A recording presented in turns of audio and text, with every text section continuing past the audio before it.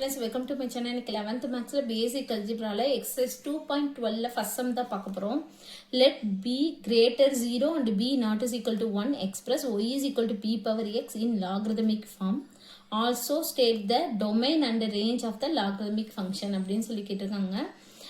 அதாவது என்னன்னா y is equal to b power x க்கு log எடுக்கணும், logarithmic function மாத்தணுமா, அதுக்கப்புறம் அதுக்கோட டொமைனும் ரேஞ்சு என்ன அப்படின்னு சொல்லி கேட்டிருக்காங்க. அதுக்கு கண்டிஷன் 2 கண்டிஷனும் கொடுத்துருக்காங்க. சரிங்களா? இப்போ y is equal to b power x என்ன கண்டிஷன் கொடுத்துருக்காங்கன்னா b greater 0 and b not is equal to 1 அப்படின்னு சொல்லி கண்டிஷன் கொடுத்துருக்காங்க. நம்ம ரெண்டு சைடும் log base b ஆல log base b எடுத்துக்குவோம். சரிங்களா? அப்ப taking log base b on both side.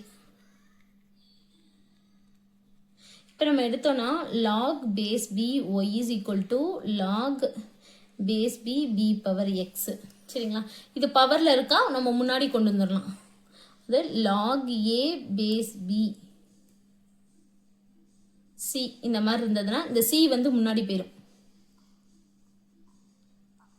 இந்த மாதிரி நம்ம எழுதிக்கலாம். சரிங்களா? அப்போ இந்த x இங்கே முன்னாடி போயிடும். அப்போ log y base b is equal to x log b base b. log x base x அப்படின்னா இது 1. அப்போ இந்த இடத்துல நம்ம 1ன்னு போட்டுடலாமா? அப்போ log y base b is equal to x into 1. அப்போ log y base b is equal to x. நம்ம இந்த இதை நம்ம லாக் ஃபார்முக்கு நம்ம மாத்திட்டோம். சரிங்களா? இதுக்கு டொமைன் என்னன்னா அடுத்து நம்ம டொமைன் தான் கண்டுபிடிக்க போறோம். இப்போ இது டொமைன் 0 to infinity. சரிங்களா?